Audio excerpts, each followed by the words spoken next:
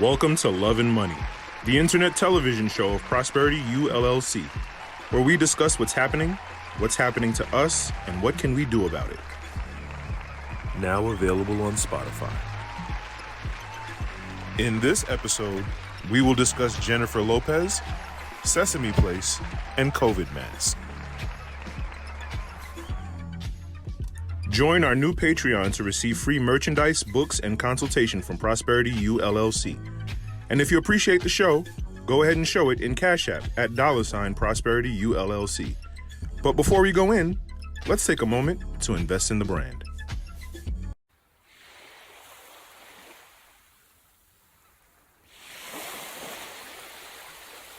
Visit prosperunlimited.com and click travel to book your next vacation.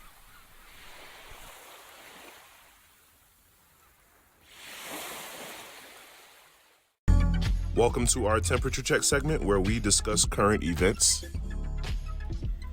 Jennifer Lopez and Ben Affleck tie the knot in small ceremony. Quote unquote, love is a great thing. At last, Jennifer Lopez and Ben Affleck have made it down the aisle and are officially a married couple. The multi-hyphenate confirmed through her newsletter on the J-Lo, quote unquote, on July 17th, after their first go-round calling off their engagement in 2003 and a romantic reunion 17 years later, the pair finally tied the knot in a small ceremony after obtaining a marriage license in Clark County, Nevada. That's Vegas, pretty much, on July 16th. According to their marriage license obtained by Pop Sugar, Lopez will be changing her name to Jennifer Affleck, which is also how she signed her newsletter. Oh, so she's for real. Oh. I wanted to touch on this because, you know, Jennifer Lopez is in her 50s. I would think her late 50s. She was on In Living Color. So, yeah, she's got to be in her 50s. If not early 50s, maybe late. But yeah, we dog the black pop culture dogs out Lori Harvey, right? She's been called a pass around, and you know Michael B. Jordan's the best she's going to be able to do from here on. You know what I'm saying? She's not getting any younger. And then here you go, Jennifer Lopez. So like I don't know, like, okay, is Ben Affleck a sucker? Right? You gotta question that.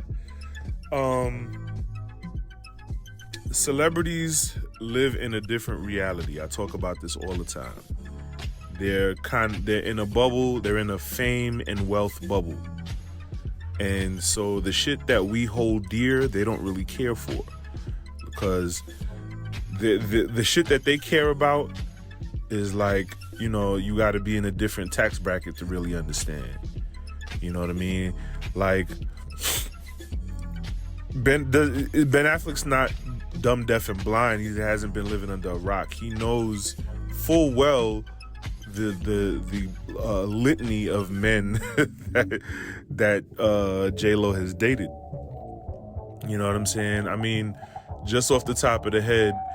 But once again, she's in that arena of like top level, you know what I'm saying, top class of dating suitors.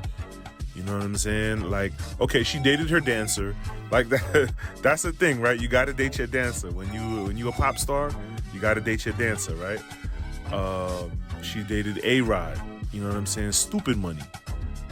She dated Puff. Stupid money.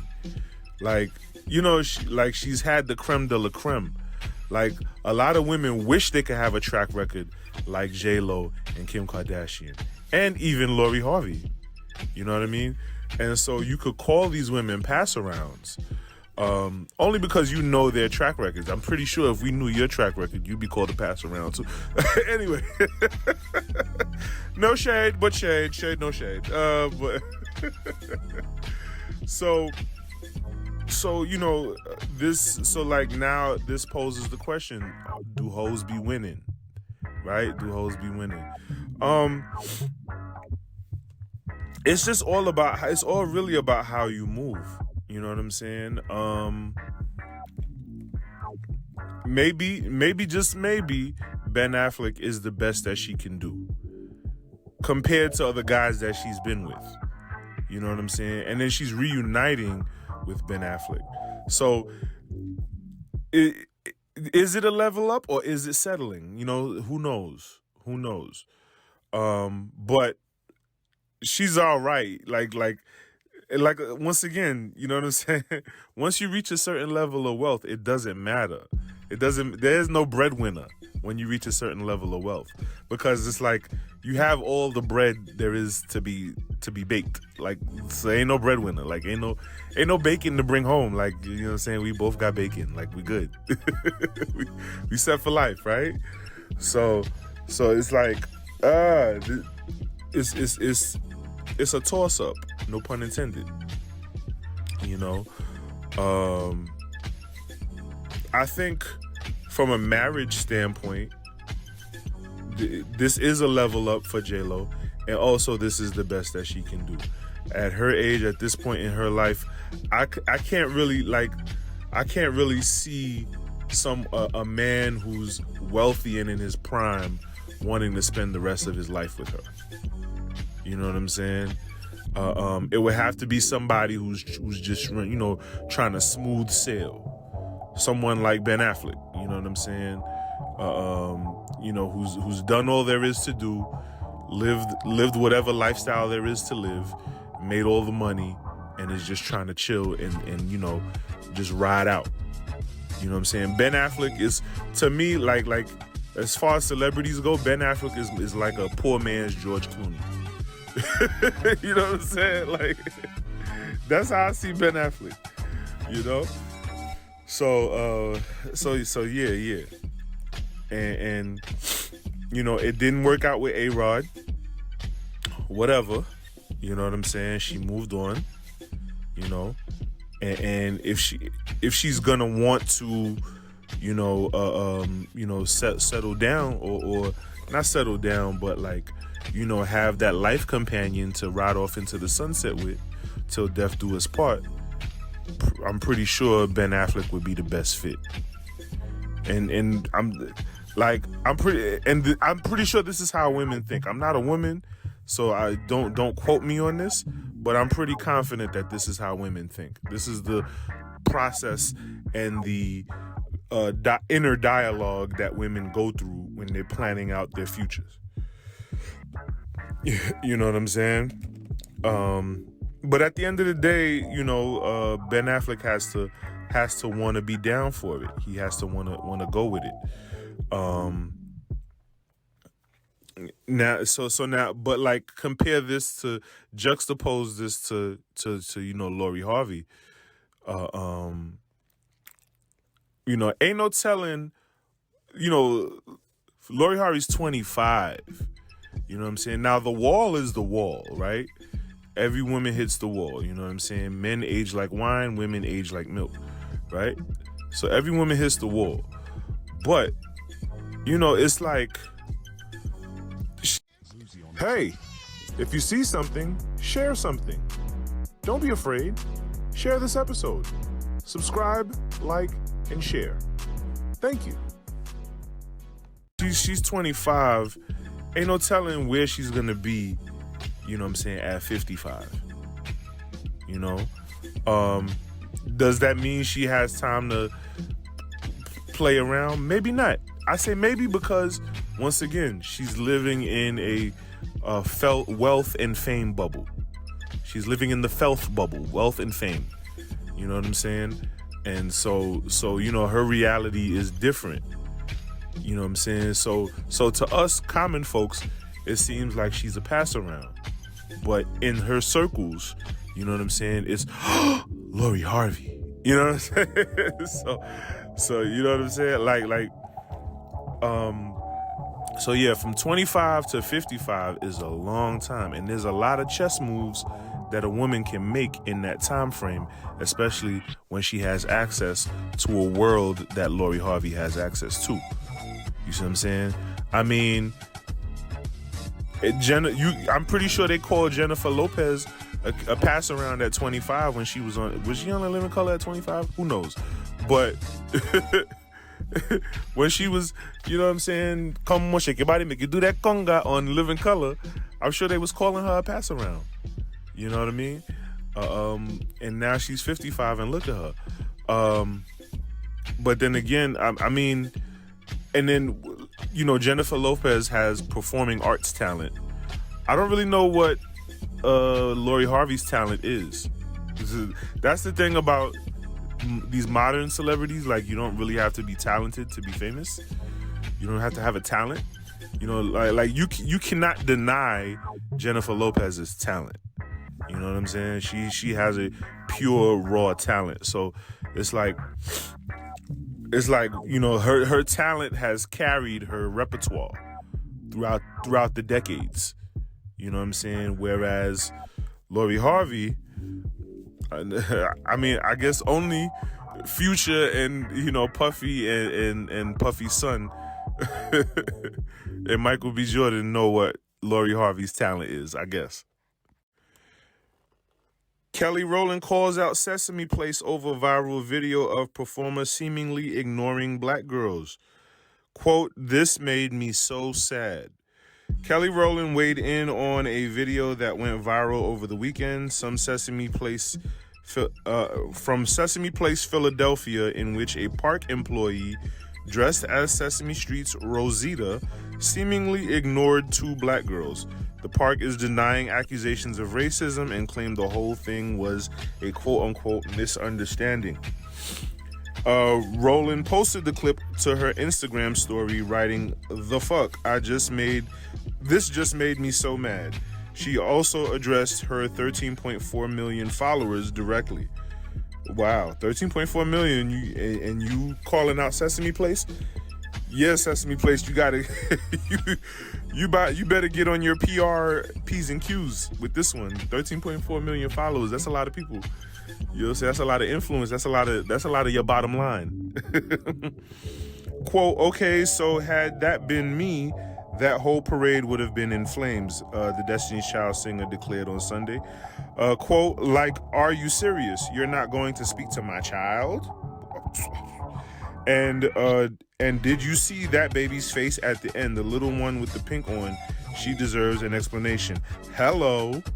The Wire alum Wendell Pierce related the video to a traumatic moment from his own childhood, calling it violent and scarring. Ooh, y'all being a little dramatic now. Come on, son.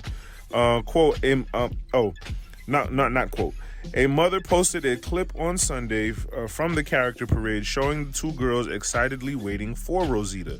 As Rosita makes her way to the children, the performer is seen interacting with onlookers who appear to be white. Rosita then seemingly makes a no gesture around the black girls as they hold their hands out for a hug or high five. Yeah, you can't. Yeah, that's hard to PR away. I'm pretty sure whoever was in that Rosita suit is no longer working at Sesame Place. Like, congratulations. because yeah, your target demographic is children, right? Children, you know what I'm saying? American children typically, right? Black, white, purple polka dot. And you know what I'm saying? And you're dissing your target demographic. Nah, that's not gonna bode well, because, and then what like, you know, children are an investment. Children are a long-term investment, because those children are gonna grow up to become adults, and those adults are gonna become parents, and those parents are gonna have children. So that keeps the brand going. You see what I'm saying? And so now, you know, you're scarring these little girls. You know what I'm saying? That means a lot to a 4, 5, 6-year-old. You know what I'm saying? Like, you know, you see them on TV every day while you're eating your snacks and your lunches and your little baggy lunches at preschool, and then your mommy takes you to a parade and you get to see them in person. This is your big day. This is like, oh my gosh, like your starstruck moment. You know what I'm saying? And then they do this, they ignore you. Like, how disrespectful is that? What kind of message is that sending to these little girls? You know what I'm saying?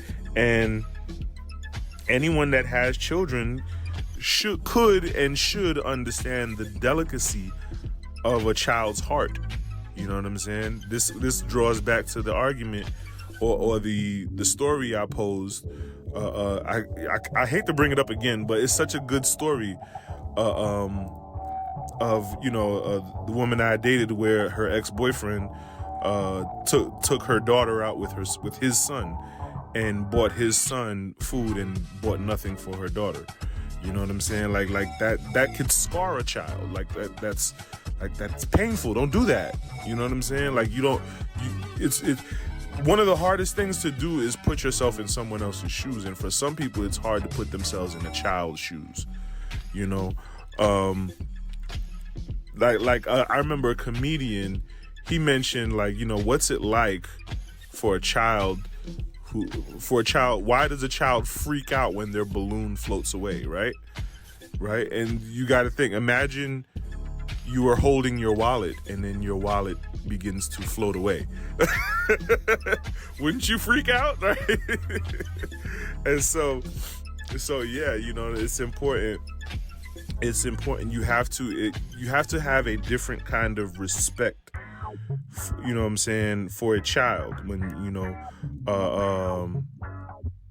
because you have to consider their future or who they'll become in the future.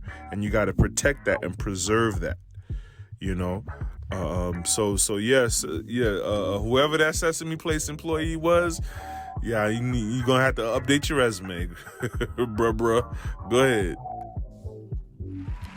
All right, boys and girls, you know what time it is. That's right. It's time for the internet to internet.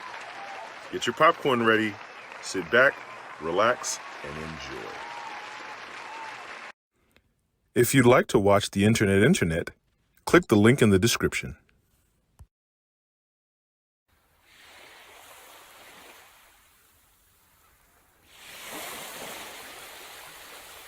Visit prosperunlimited.com and click travel to book your next vacation.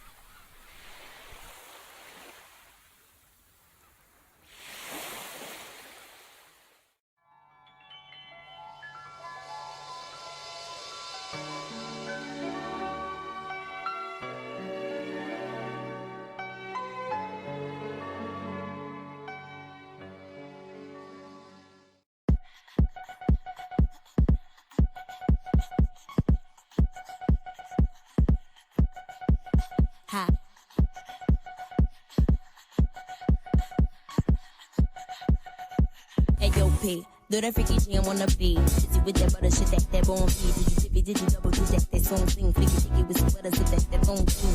If you cheeky, cheddar, check, I get her own cheese. And chicken with that head, or this bitch that won't be with the official with that whole sleeve. Bloody titties, had to wish that with that long I got racks to the ATM jam. Tell me what you wanna do. I got racks to the ATM jam. Tell me what you wanna do. You a badass bitch. That don't get swallowed in that fat ass bitch. I got racks to the ATM jam. Tell me what you wanna do. I got racks to the ATM jam. Tell me what you wanna do. Welcome to our main course segment where we discuss life and love. I don't want to do this. I didn't want to do this today, but we're going to do it. Why are middle-aged black women still wearing masks? Why? Why do you do it? Why? For the ones I know personally, I love you. My number hasn't changed. Call me. But let's go in. We're going to talk about this. We're going to talk about this today. Today. We're going to talk about this right now. Okay? All right, let's talk about this. So, why are middle-aged black women still the only ones wearing masks? Now, am I exaggerating? Are they truly, really the only ones still wearing masks? No, not at all. But for some reason, they are still the ones who typically, on a consistent basis, in my vicinity, in my close proximity, the ones who I mainly see still wearing masks. You know what I mean? Now let's talk about so pre-COVID, right? Pre-COVID, if somebody sneezed, somebody would say bless you and not think twice about it, right? If somebody sneezed around you, you would cover your face, you would fan them off, whatever. Nobody tripped, nobody cared, right? Post-COVID, somebody sneezed, you damn near fight them. You probably wouldn't fight them, you'd run. You know what I'm saying? Or you'd be sitting there with a paranoid look on your face. Traveling, post-COVID, the airports is one of the few places where people still, still religiously wear masks. And that's understandable, you know what I'm saying? You're traveling, you're coming across hundreds to thousands of people at any moment, you know what I'm saying? Throughout the concourse of the airport, that's understandable. So I do give it that. But of course, if you go to the airport, who are the main ones typically still wearing masks? The middle-aged black women, still. So yeah.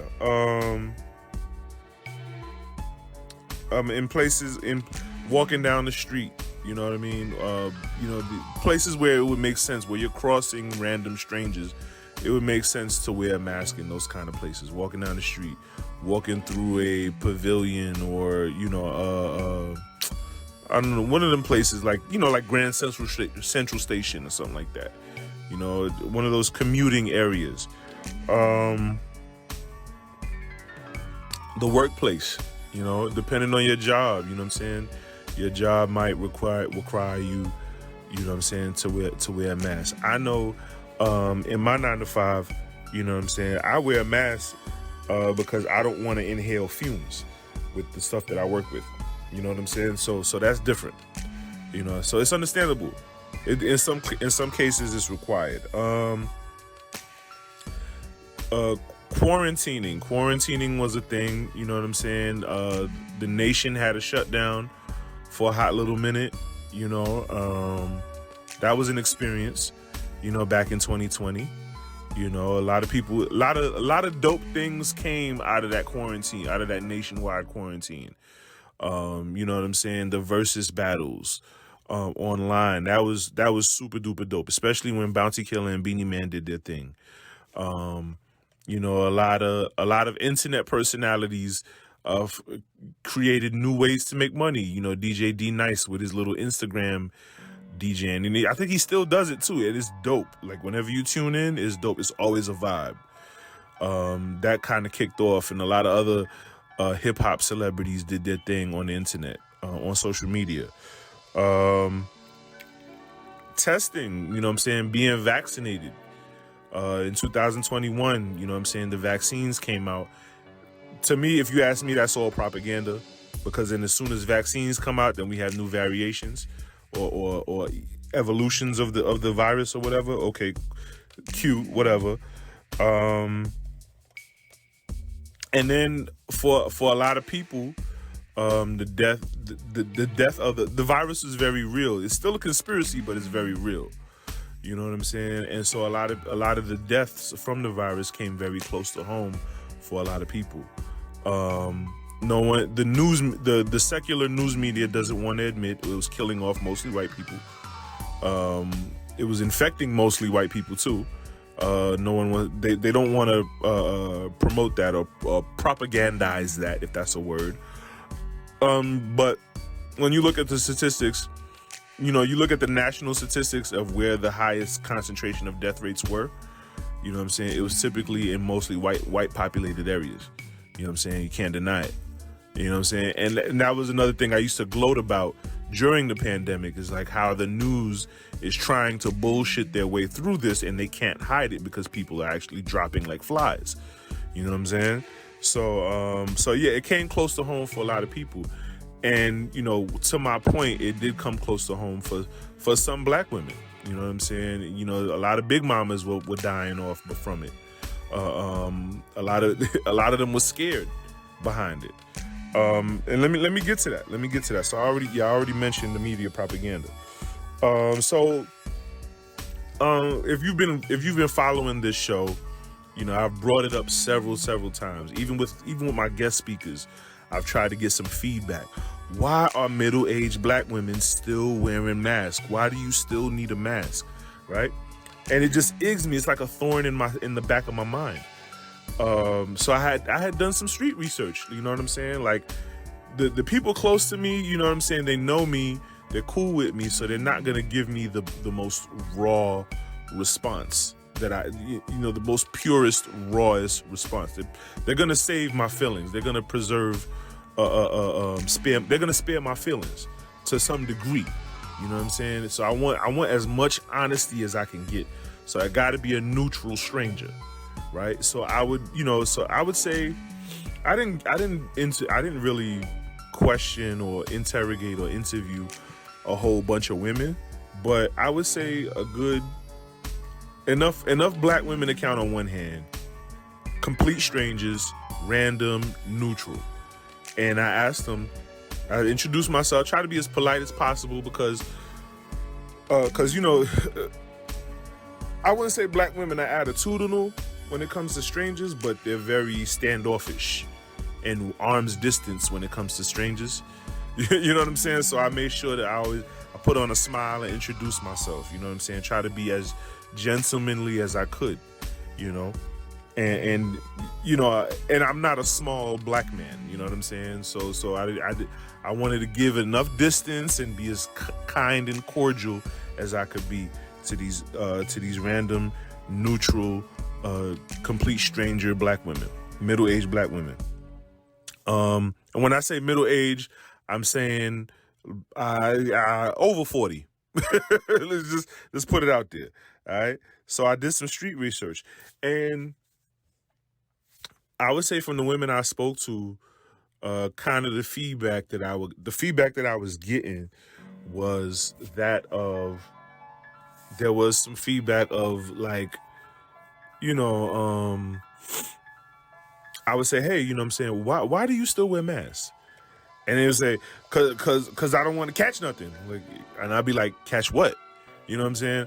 A lot of their demeanor, even in me questioning that, just the thought of just me questioning why they're wearing a mask, they would seem defensive or aggressive sounding. They would sound aggressive.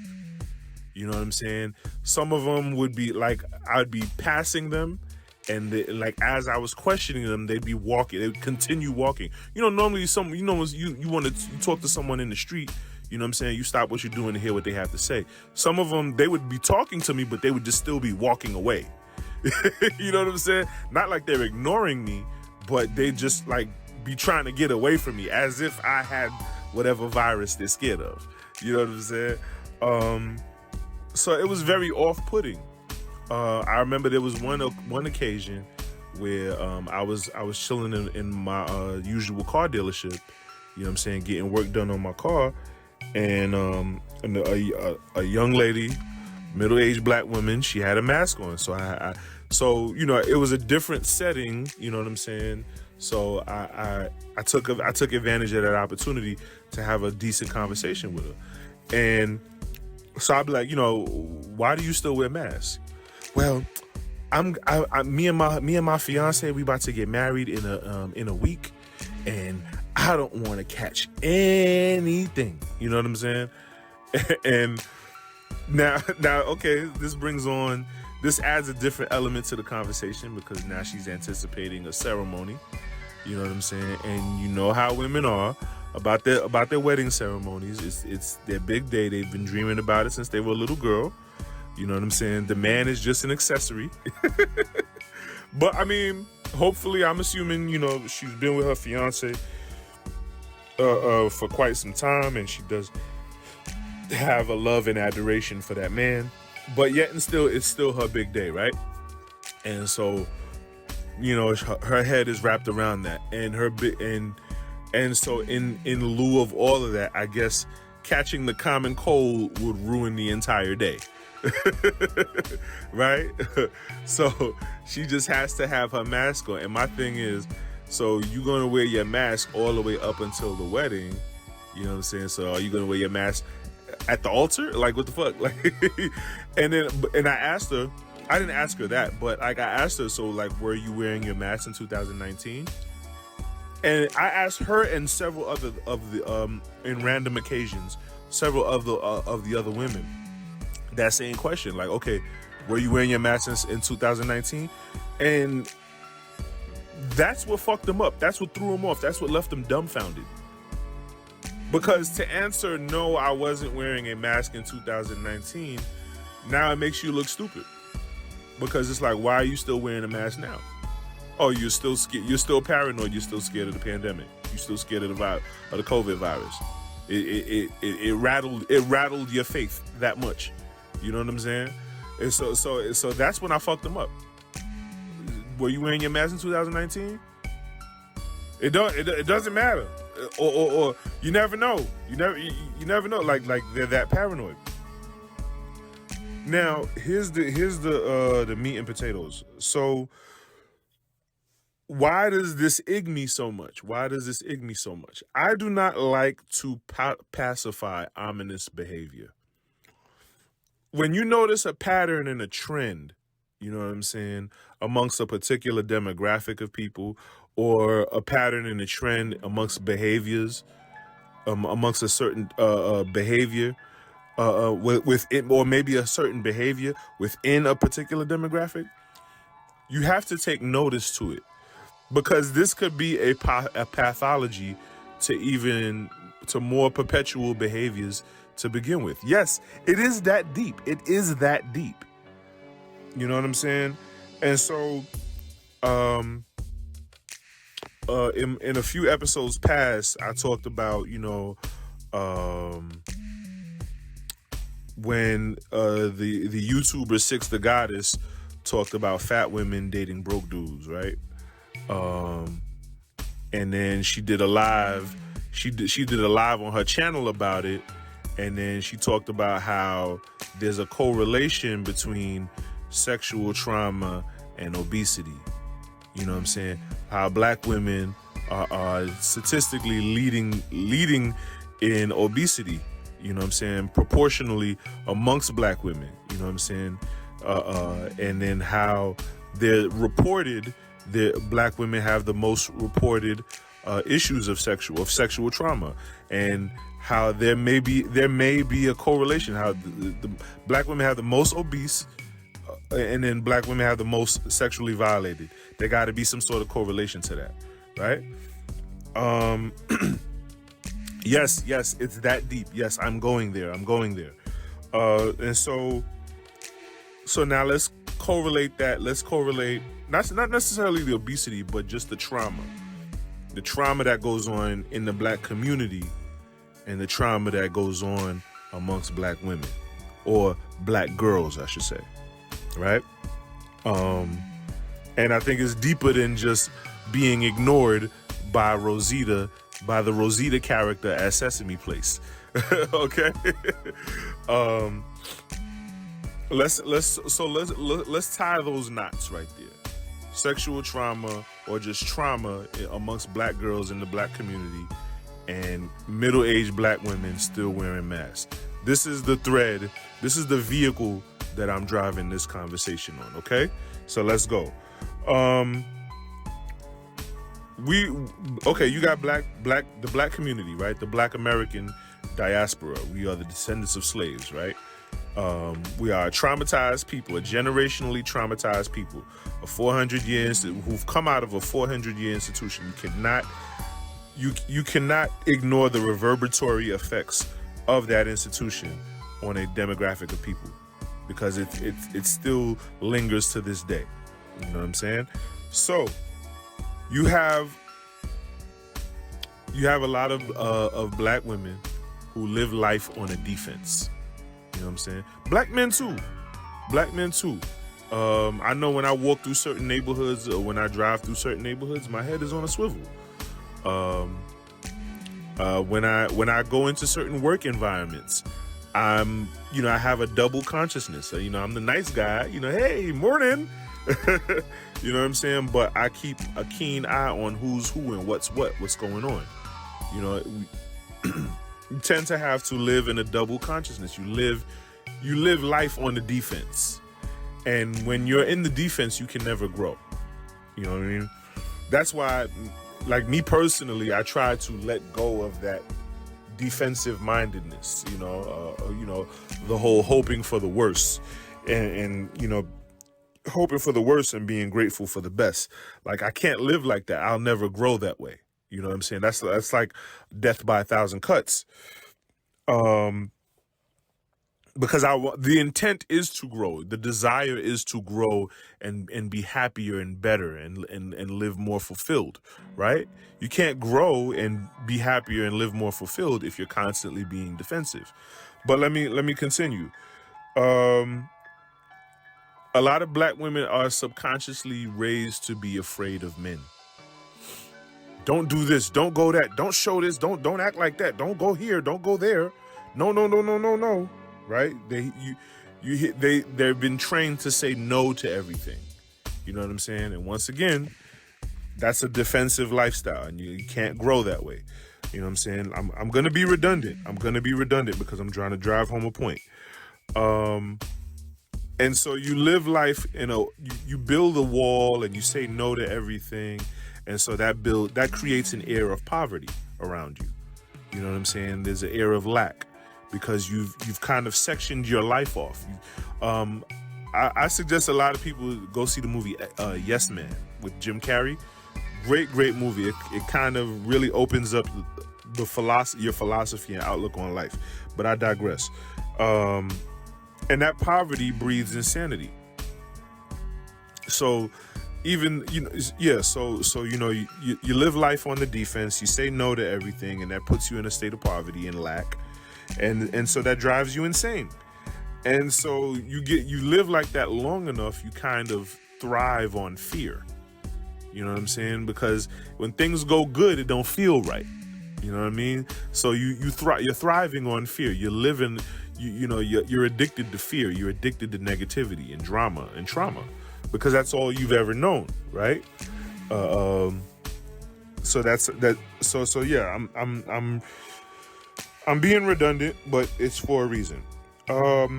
And so because you're so comfortable with fear and negativity, you're going to constantly look for it and seek it in everything that there is.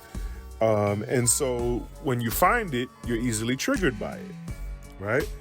So now so you're easily triggered by it, and now and it's a place of comfort for you. So you're easily triggered by it. You look for it, you're easily triggered by it, and now you embrace it. You embrace it, and then you take it and run with it. You know what I mean? It becomes your world. It becomes everything about you, right? So now you got to think, what is more fear-mongering than a pandemic? You're afraid of something that you can't see with your naked eye. That you don't know where it is or how you even contract it. Imagine living in a world like that, right? There are people who live in a world like that before the pandemic ever hit. Those people are called hypochondriacs, right? Hey, if you see something, share something. Don't be afraid. Share this episode.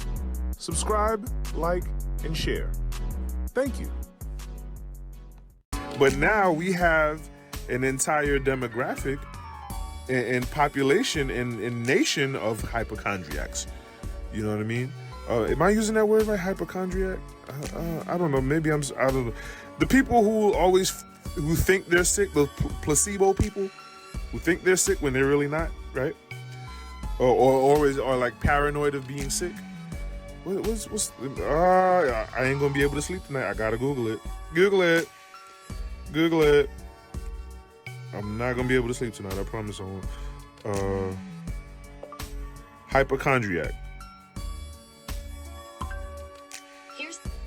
A person who is abnormally anxious about their health. Yes, I did use it in the proper context. There you go. So we have a nation of hypochondriacs, and in the black community we have an entire demographic of hypochondriac women, right? So now I target in my proximity in my locale, that I've crossed paths with, wherever I was in my residential area or at the airport. You know what I'm saying? Going through the airport in different places, I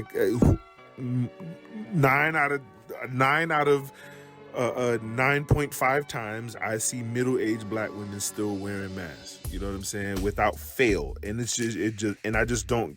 I get it, but it just bothers me. It just bothers me, and so with all the things I talked about, living life on the defense. You know what I'm saying? Living a trauma-ridden life, a trauma and drama-ridden life, and being accustomed to negativity and fear. Let's look at middle-aged black women. You know what I mean?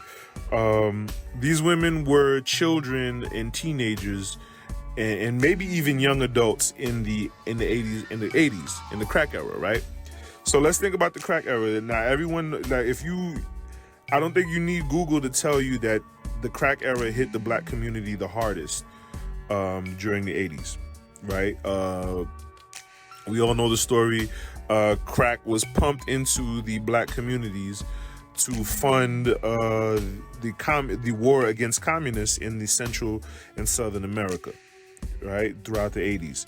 And, word got out and the government was made to look like scumbags, and black men were thrown in prison for much of their adult lives.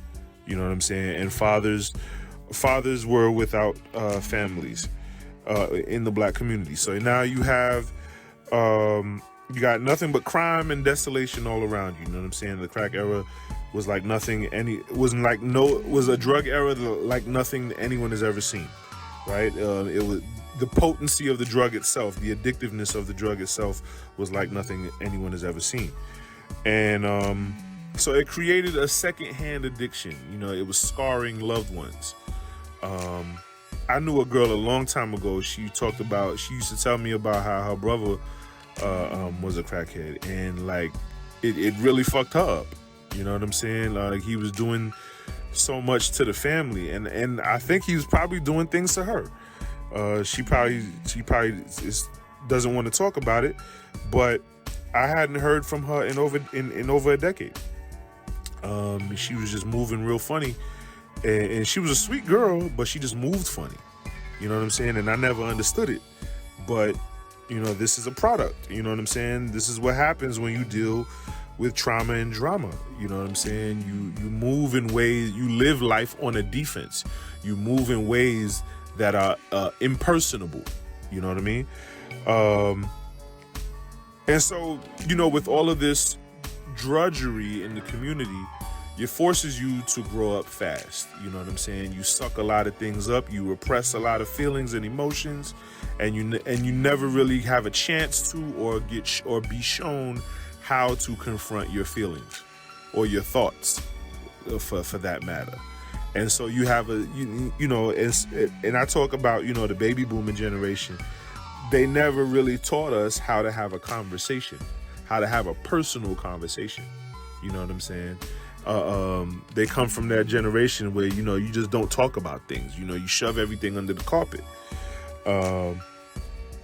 So growing up fast and fatherless, this was the 80s, right? And now you have the 90s where most of these women were either teenagers or adults or full-blown adults in their 30s, right? And so now they get they have the opportunity to economically do for themselves and reclaim their fatherlessness. You know what I'm saying? You have these middle-aged black women in the 90s as young adults reclaiming their fatherlessness. And this brings about, the whole independent woman era. You know what I'm saying? I got my own this and I got my own that, and ain't no man, ain't no man, ain't no man. So they were basically carrying on the rhetoric that was passed down to them from their mom and their grandma, and just a lineage of angry black women. You know what I'm saying? And now that anger has been masked with economic self-sufficiency. You know what I'm saying? And so they're, like I said, reclaiming their fatherlessness. And not only reclaiming their fatherlessness, because of that fatherlessness, there was a lack of safety and security. You know what I'm saying? Which protection and provision, what a father is supposed to provide, right? There was a lack of that, and so now that they're grown, they have the opportunity to provide themselves with that as well. You know what I'm saying? And so they can not, and so that safety and security is not only in the form of economic structure, but they also prevent themselves from being hurt, disappointed, and betrayed. You know what I'm saying? Because they're so economically self-sufficient now. And so now these are those women in the 90s. So now fast forward, you got to, as I'm recording this now in the the 2020s. You know what I'm saying? These women are in their upper years. You know what I'm saying? They're postmenopausal, some of them. You know what I'm saying? Or they're menopausal, or they're in the last years of their birth of birthing or whatever. The birth, if that's a word, birthing years. You know, and so you can tell I put a lot of thought into this. I took notes. And you know, the pandemic kind of brought a different kind of vulnerability, because you know the 90s, you know, the economic self-sufficiency of the 90s kind of healed the fatherlessness of the 80s crack era, right? So you could get you a good job, a good solid stable job, and get you a nice place to live, and get up out the hood and do well for yourself, and then that'll cure you not having a father and your mama being strung out on drugs, your father being in prison and your mama being strung out on drugs. That cures all of that, right? That alleviates all of that, because now your kids are going to a good school, they're getting a good education, and then they got food on their plate. They don't have to worry about where their next meal is coming from, right? But the COVID pandemic was different, because it didn't matter how well-to-do you were. You know what I'm saying? Your wealth and your health are two different things. You know what I'm saying? You have some input on your wealth. You can control your wealth to some degree.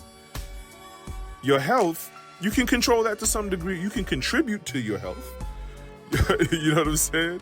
By, you know, your lifestyle and your diet and things of that nature. But if someone sneezes on you, it's a wrap. And so you have a group of women who are accustomed to being in control, which is why a lot of them are still single. But anyway, you have a group of women who are accustomed to being in control. You know what I mean?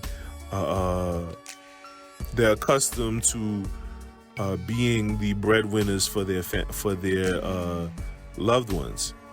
You know what I'm saying? They're accustomed to being big mama and everybody depending on it. And they act like they don't like it, but they low key like it that way. They said they structured their life in that way and raised their children up in that way to be dependent upon them. You know what I'm saying? Come on, black people. Let's keep it a buck. Let's keep it a stack. So yeah. And now here comes this whole pandemic sweeping the nation, sweeping the world. You know what I'm saying?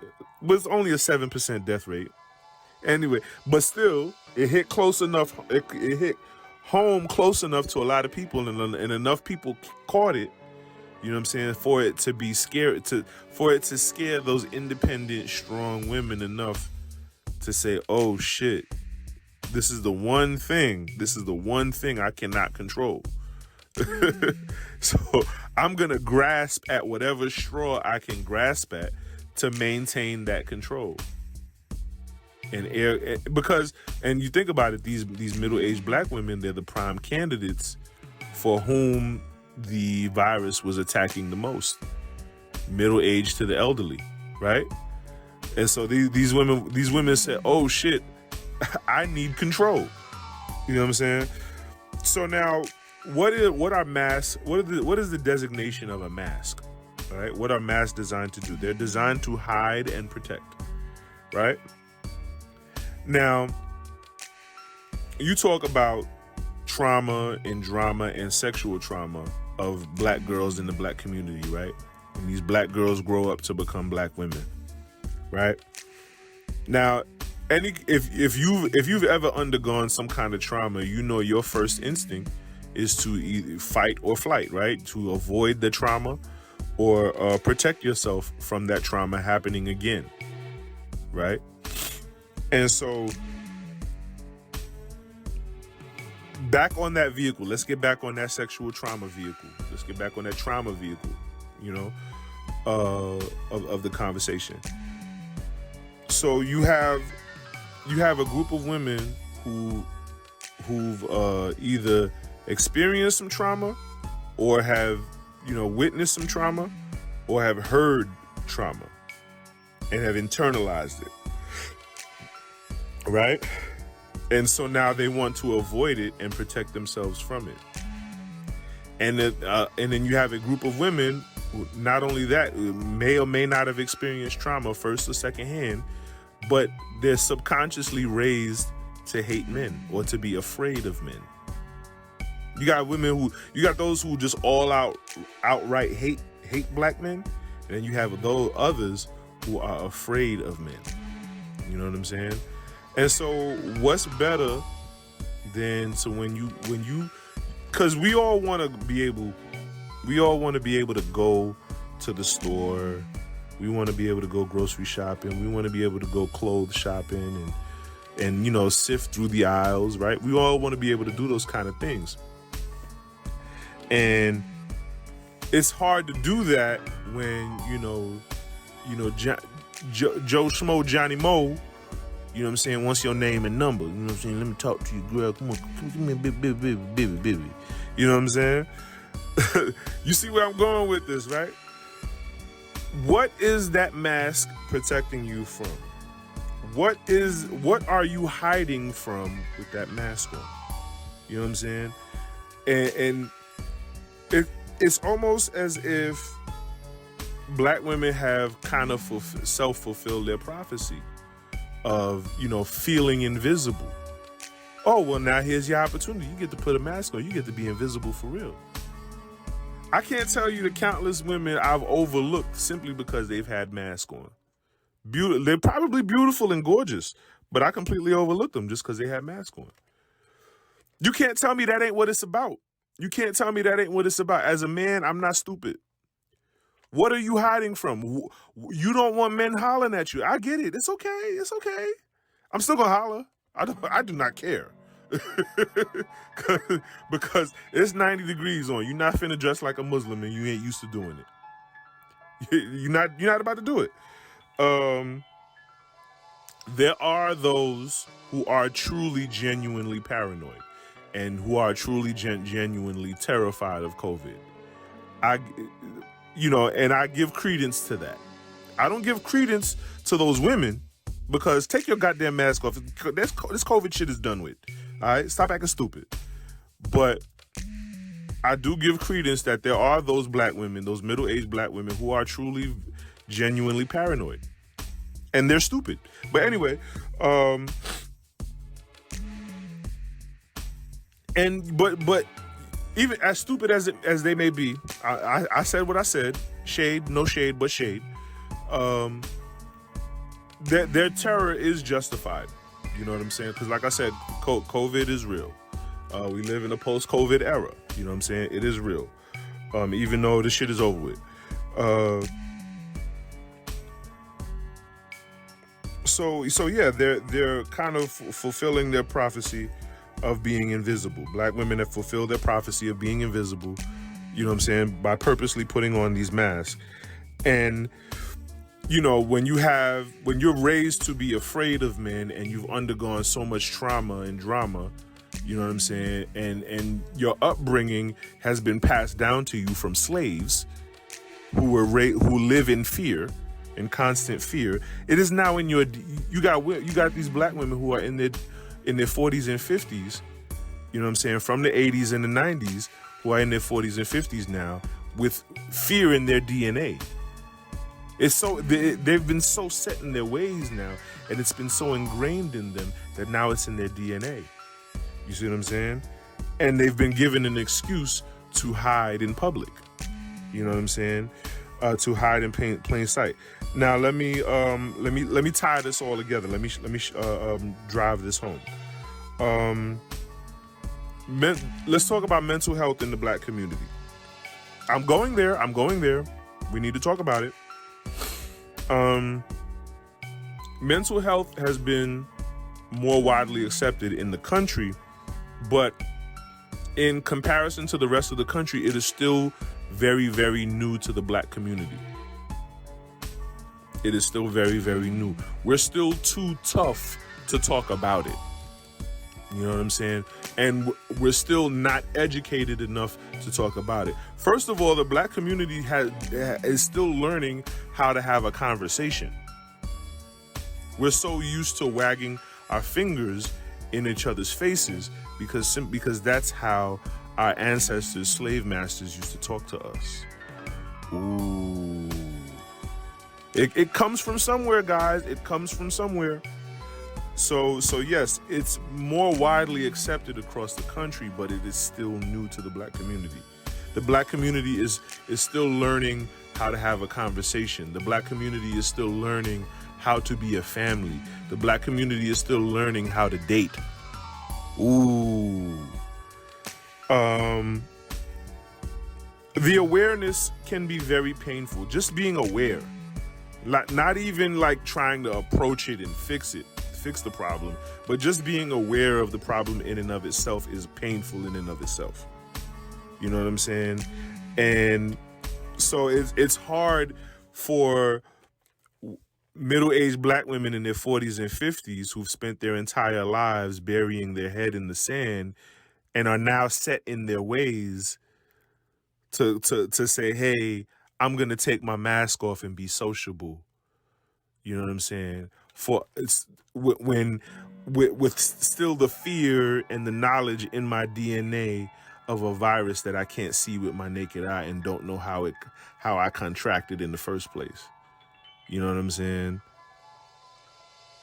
And be vulnerable when I'm the breadwinner for all my loved ones, because ain't no man.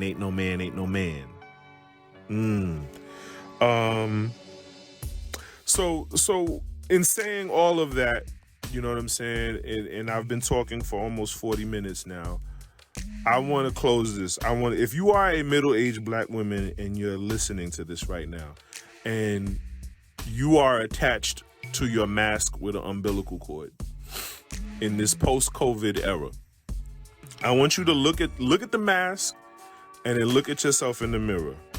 And I want you to ask, who are you hiding from? Who are you protecting yourself from? And who are you afraid of? That concludes our show. Remember to subscribe, like, and share.